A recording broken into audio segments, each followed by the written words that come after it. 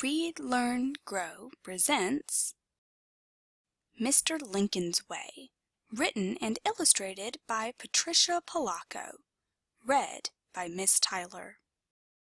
Mr. Lincoln was the coolest principal in the whole world, or so his students thought.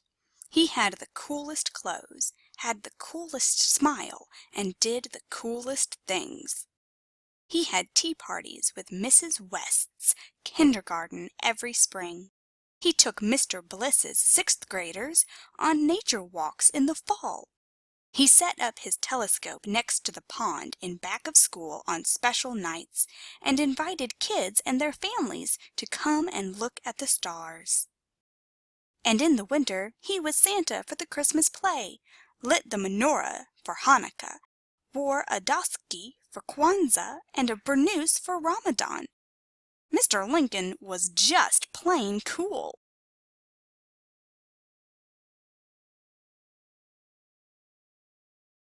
Absolutely everybody thought so, except Eugene Esterhaus. Mean Gene is what everybody called him. Mean Gene sassed the teachers and beat up on most of the other kids on the playground. He was no student at all. He drove Mrs. Dunkel crazy in English. Miss Chew wanted to drop him from art. And he was a bully. He always seemed angry, picking on kids and calling them names. "He's not a bad boy, really," Mr. Lincoln said, "only troubled." To just about everyone in that school, though, Eugene was trouble, spelled with a capital T. One day he leered at a first grader. "What you looking at?" he said. He pushed her down and wrenched her backpack away. "I'm going to tell Mr. Lincoln," she announced. "Go ahead, you little brat. I ain't a—" Then he stopped. Mr. Lincoln was standing right there. The bell rang, and Eugene scurried away. Now Eugene was in Mr. Lincoln's thoughts more than ever. He knew he had to find a way to reach him. One day Mr. Lincoln was helping the fifth grade plant a tree in the beautiful new atrium. He noticed Eugene was looking up into the branches of one of the other trees. There sat a bright red cardinal. 2 other days Mr. Lincoln had seen Eugene standing at the atrium window, watching birds on the trees. Mr. Lincoln wondered, was it possible that? It wasn't a day later when Mr. Lincoln called Eugene into his office. Eugene slumped into a chair. Mr. Lincoln took out a beautiful book from his desk drawer, a book in blazing color and all about birds. He turned to one page and studied the illustration. "I've got these little birds all over my tree, and I don't know what they are." Eugene got out of his chair and walked closer. "Those are red-capped nuthatches. Weird to see them this time of year." "You seem to know your birds," Mr. Lincoln said with a warm smile. "I do. When I lived on my grandpa's farm, he had tons of birds around. Chickens, thrashers, meadow larks. We raised carrier pigeons together." "You've got quite a grandpa," Mr. Lincoln said. But Eugene just turned his back on Mr. Lincoln and left the room. A week had gone by when Eugene ran into Mr. Lincoln by the atrium, looking glum. "I have a problem," Mr. Lincoln said. "So?" "That atrium is supposed to be full of birds, but they're just not coming." The principal looked into the empty atrium. "Wrong plants in there to make them want to stay. Not the right food either." Eugene started to walk away. "Your grandpa teach you that?" Eugene turned and looked at Mr. Lincoln for the first time. "Maybe." "Do you suppose you could help us attract birds here to our atrium, Eugene?" Mr. Lincoln handed him a book. "And perhaps this would help." Eugene seemed stunned at first. Then he took the beautiful book on birds in his hands, wrapped it in his arms, and bolted down the hall. As the days passed, Eugene never seemed to be without the book.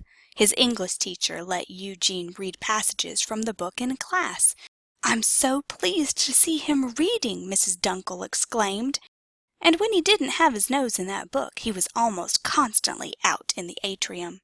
He and Mr. Lincoln made a list of plants and shrubs to buy, and types of grain and seeds to feed the birds. They even built 3 feeders together. That's when it started to happen. The birds began to come. Nuthatches, bluebirds, a tanager, and many-colored finches. So many different kinds that the whole school stood from time to time just to watch the wonder of them in the atrium. Eugene seemed genuinely happy. He didn't even tease other kids any more. One day Miss Chew burst into Mr. Lincoln's office. "There are 2 mallards nesting in the atrium." Mr. Lincoln rushed to the hall, and sure enough, there in the atrium were a male and female mallard, and there was their nest near the southeastern corner of the atrium. Mr. Lincoln saw Eugene on the other side of the atrium, giving him a thumbs up. Later that week, Mr. Lincoln and Eugene looked at the 5 perfect eggs in the nest. "Just one problem. The ducklings will need to be near water," Eugene said. "They'll need to get to the pond outside. They can't fly out of the top like their parents." "You'll think of something, Eugene. I know you will," Mr. Lincoln said, and he put his hand on Eugene's shoulder. It was nice that Mean Gene wasn't mean any more. It was only 3 days later that there was a commotion in the hall. Mrs. Belding rushed into Mr. Lincoln's office with Eugene in tow. Mr. Lincoln looked at Eugene in disbelief. What happened? "I'll let Eugene tell you," Mrs. Belding trumpeted. But Eugene said nothing. He just sat looking hateful and defiant. "Trouble in the lunch line," she went on. "He singled out 2 of our students from Mexico, called them unacceptable names." "I'll take care of this," Mr. Lincoln said quietly. Mr. Lincoln sat down in front of the boy. "Eugene, my skin is brown." Eugene just glared at Mr. Lincoln. "This I know, Eugene. Someone who loves birds the way you do couldn't possibly have that kind of hate in his heart." Then Eugene began to cry. "My old man got real mad when I got home late from helping you," he sobbed. "He said you're not our kind." "Our kind," Mr. Lincoln murmured. He led Eugene to the window of the atrium. It was alive with the songs of the birds. "I see sparrows, jays, cardinals, nuthatches, and the mallards. Don't all of those beautiful types and colors make this a beautiful place to be, for all of them?" Eugene nodded. "Fact is, all of you children here, with all your cool differences, are my little birds, Eugene," said Mr. Lincoln. "Yes, my little birds," he said quietly. "My old man's got an ugly name for just about everybody that's different from us," Eugene said. Mr. Lincoln didn't talk for the longest time. "Eugene, sometimes people get trapped in their thinking almost as surely as those ducklings will get trapped in this atrium," Mr. Lincoln said thoughtfully. "My grandpa just wasn't like that." Mr. Lincoln put his arm around the boy's shoulder. "I'd like to meet that grandpa. But, Eugene, you have to promise me.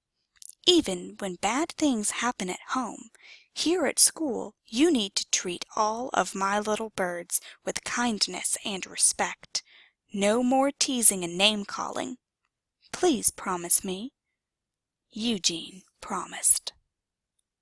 Eugene was good to his word. He became a model citizen. He tried with all of his heart to keep his promise to Mr. Lincoln. Then one bright morning Eugene stopped at the atrium window. The eggs were starting to hatch. He ran from room to room and brought the whole school to watch. The ducklings were hatching one by one. At first they were wet and unsteady, but in a short time they were fuzzy and racing about. As the days passed, the mallard parents flew out of the atrium, landing on the pond just behind the school. They were leaving their babies for longer and longer periods of time. Eugene and Mr. Lincoln knew that the time was approaching when they would need to get the ducklings out of the atrium and into the pond. They had a plan. When the big day arrived, classes were asked to stay in their rooms. Then Eugene and Mr. Lincoln opened the door to the atrium and stepped in. They had both practiced saying, "Jing, jing," just like the mallard parents. Now they talked to the ducklings, coaxing them to come. The father mallard waddled up to the doorway of the atrium and peered down the hall. At the end of the hall the father mallard could see the lawn and the pond. "Jing, jing," Eugene called. The mother mallard came out first, then one by one her babies followed. Eugene walked down the hall, calling to them over and over as the family waddled behind him. Then all at once the mother and father took the lead, and the ducklings scurried after them. At the outside doorway they stopped for a moment. Then the father and mother mallard jumped out of the doorway and coaxed each of the ducklings to follow.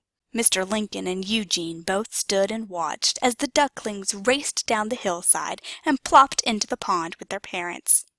"Now I know where the expression 'like a duck takes to water' comes from," Mr. Lincoln laughed. He couldn't believe how well the babies swam.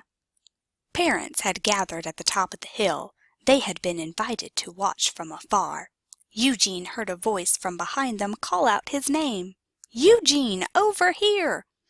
It was his grandfather. The boy raced up the hill. Mr. Lincoln joined them both. "This is my grandpa," Eugene sang out.